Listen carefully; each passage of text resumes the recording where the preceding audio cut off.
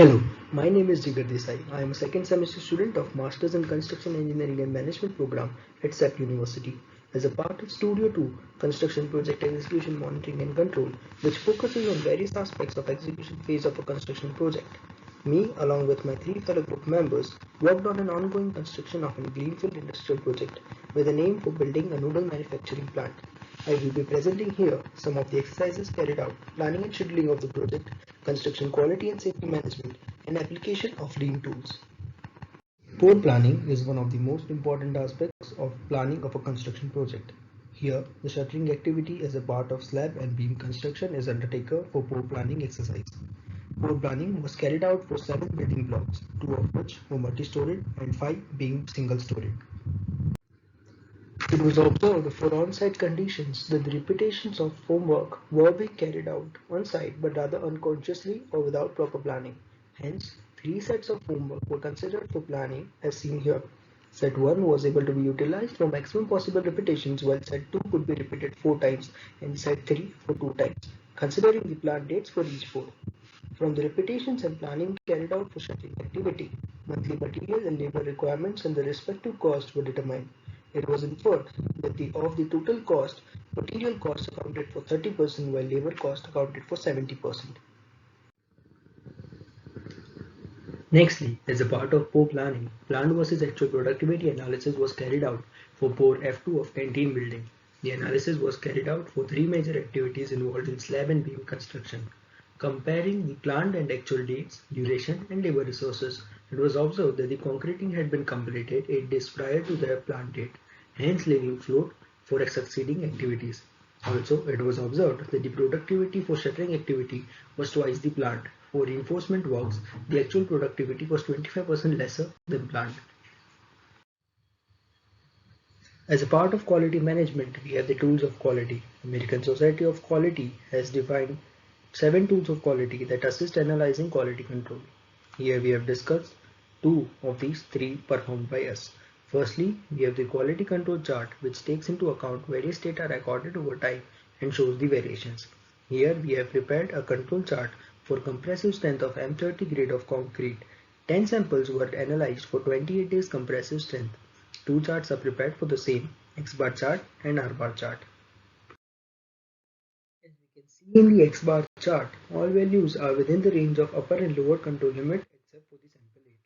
And for the R bar chart, all values remain within the control limit, which depicts that the variability of values are within control. Secondly, we have the Ishikawa diagram or cause and effect diagram. Here, a cause and effect diagram for a problem statement observed muralously on site, that is the bulging of RCC beam, is being prepared. Cause and effect diagram helps in finding a root cause of the problem.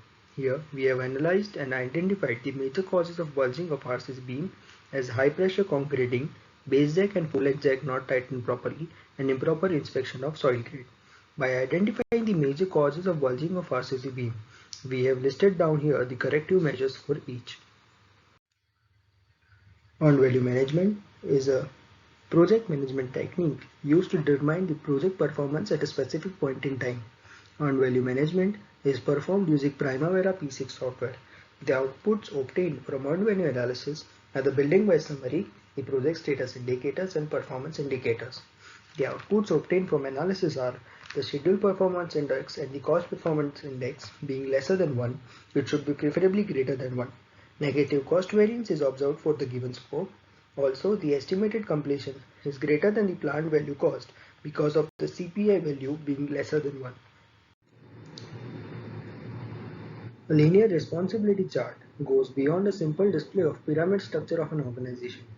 Here, for understanding the concept of linear responsibility chart, the activities pertaining to QA and QC for construction of RCC beam and slab are taken.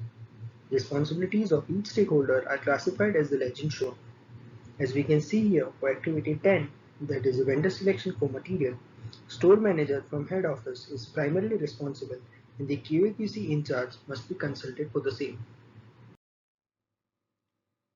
Here we can see in the activity 21, to stop a work in progress is a joint responsibility of senior engineer, assistant engineer and supervisor. The project manager has the approval responsibility and the project inspection team may be consulted. From linear responsibility chart, we were able to infer that a systematic approach for QA and QC is in place at site. Although the internal team from design consultant can be involved in monitoring and the client can be involved in vendor selection process. Also, the number of quality engineers on site can be increased for better efficiency. Value stream mapping is a lean management tool used to analyze process flow of activities in current state. The method for value stream mapping involves identifying an activity as a scope of work, observing the activity at site, preparing a process flow and the current state map from the observation, carrying out takt time calculations, and focusing on eliminating or minimizing the time waste, and further preparing a future state map. Here we have taken plaster works of 12 mm as a scope of work activity. The following sub-activities are a part of carrying out plaster work such as material and tool mobilization, surface preparation, mixture preparation, rectification works, plaster application and finishing works. Based on observations made, a current state map is prepared showing the organization breakdown structure at the top of the contractor and the activity sequencing. The timeline below each activity is shown depicting value-added and non-value-added time and the changeover time between activities. From the current state mapping, the cycle time obtained was 402 minutes. The value-added time is 102 minutes and non-value-added time is 452 minutes. The lead time is the summation of NVA, VA and changeover time. It can be noted that the value-added time is just 15% of the lead time. Takt time is the time taken for a unit of activity to be completed. Here the takt time for current state is 17 minutes, whereas the required takt time is 7.69 minutes as per the targeted productivity. To reduce the takt time, wastes are identified and try to be eliminated or minimized. After carrying out waste identification and elimination for each activity, the summary here shows that the most waste observed are motion and extra processing. After application of various lean tools, a future state map for the activity is prepared as shown. From the comparison of current state and future state, we can observe that the cycle time is reduced by 60%, by 70% reduction of non-value adding time and 98% reduction of changeover time. The new cycle time achieved is 6.96 minutes, which is half of the current state cycle time and the lesser than targeted cycle time. Job hazard analysis is a safety management tool. A hazard is the potential for harm.